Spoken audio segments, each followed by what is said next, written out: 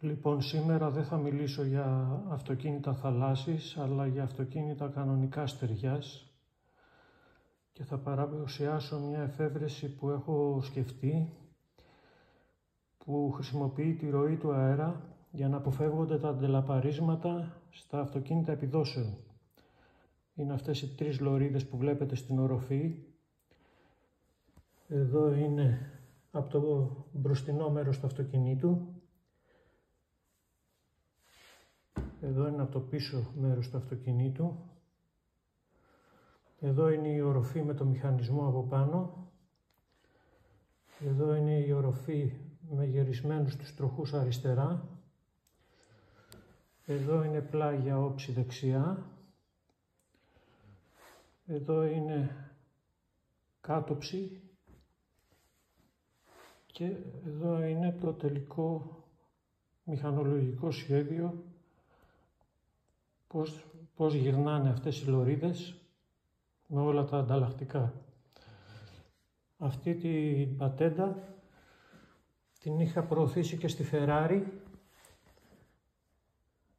Αυτό είναι το γράμμα που τους είχα στείλει.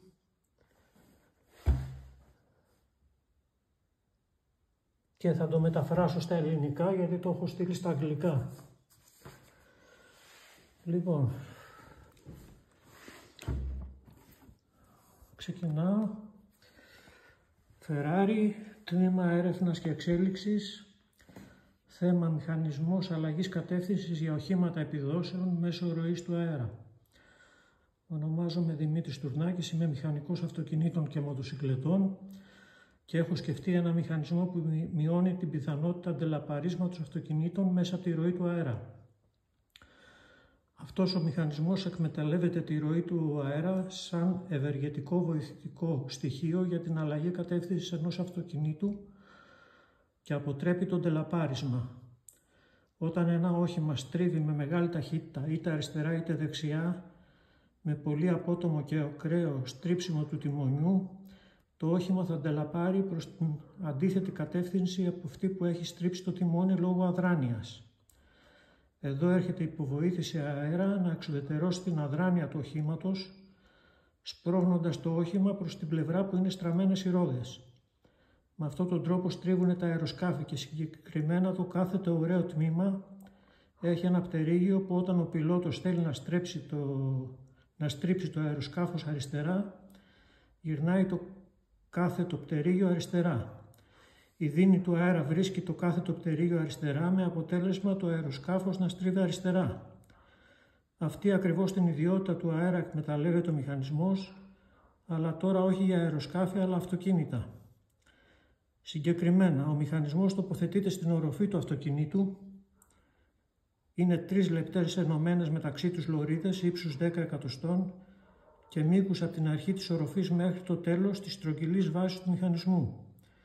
Είναι τοποθετημένες κατά μήκος της οροφής και περιστρέφονται ομοιόμορφα μέχρι 40 μοίρες αριστερά και 40 μοίρες δεξιά. Στο κέντρο της μεσαίας λωρίδας υπάρχει περιστρεφόμενη βάση που καταλήγουν και οι 3 λωρίδες.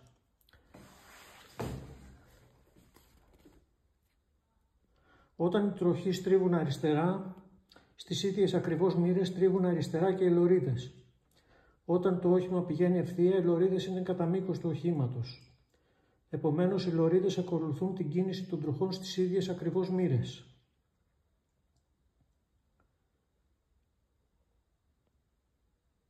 Αυτό επιτυγχάνεται με ένα ηλεκτρικό μοτέρ που περιστρέφει την περιστρεφόμενη βάση. Την εντολή για την ανάλογη κίνηση του μοτέρ τη δίνει ένας ηλεκτρονικός εγκέφαλος που αντιγράφει την κίνηση της κρεμαγέρας. Αν όμως κάποια αυτοκινητοβιομηχανία το προτιμήσει, μπορεί να αναπτύξει την κίνηση του μηχανισμού μέσω των γραναζιών.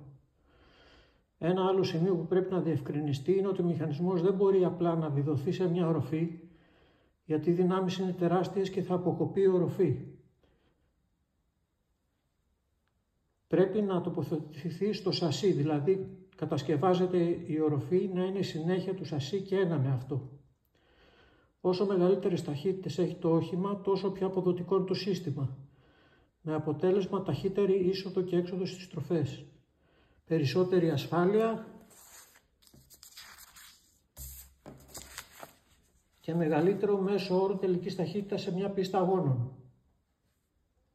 Ο μηχανισμός είναι χρήσιμος σε αγωνιστικά οχήματα που πιάνουν μεγάλες τελικές ή σε σπόρα αυτοκίνητα.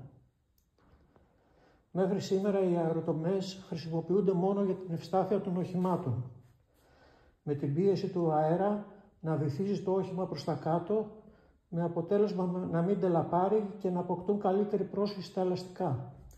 Εδώ χρησιμοποιούμε την αεροδυναμική στο να βοηθάει σε συνεργασία με τους τροχούς στην αλλαγή κατεύθυνσης του οχήματος. Όταν οι λωρίδες στρίβουν αριστερά, η αντίστασή τους στον αέρα σπρώχνει το όχημα προς τη μεριά που αντιστέκεται, δηλαδή την αριστερή.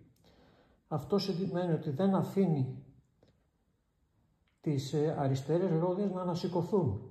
Αποτρέπει το τελαπάρισμα και διατηρεί την πρόσφυση στα ελαστικά.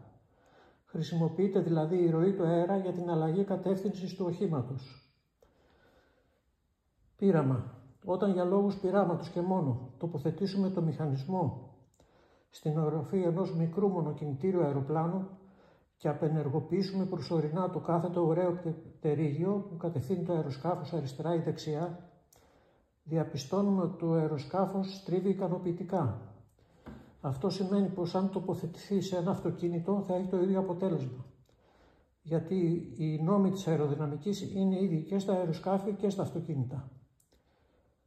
Οπότε, αν ένα αεροσκάφος που δεν έχει καν τροχούς στρίβει με τον μηχανισμό προς τη σωστή κατεύθυνση, θα είναι ευεργετικό, βοηθητικό και σε ένα αυτοκίνητο.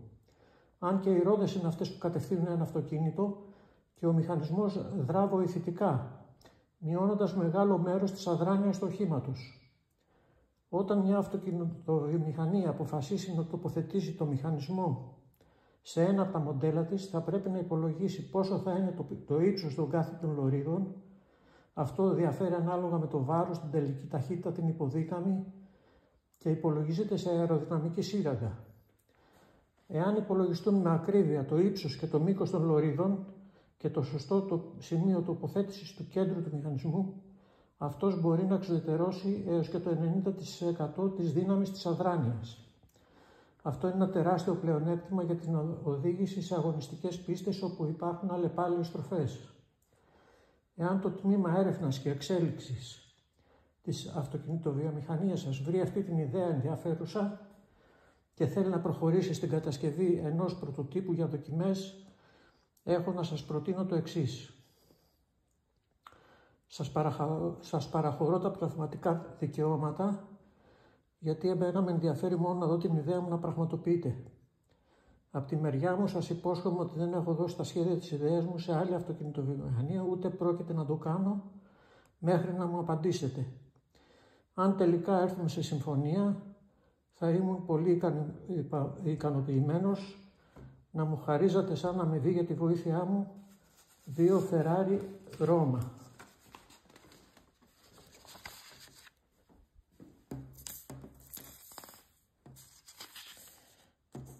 Μία για εμένα και μία για το βοηθό μου, γιατί είμαστε φαν της Ferrari και της Ducati.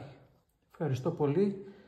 Βέβαια αυτό το γράμμα το έχω στείλει εδώ και 11 μήνες, δεν μου έχουν απαντήσει ούτε αρνητικά ούτε θετικά και έτσι αποφάσισα να το βγάλω στη δημοσιότητα, μήπως και βρω κάποιον άλλο ενδιαφερόμενο.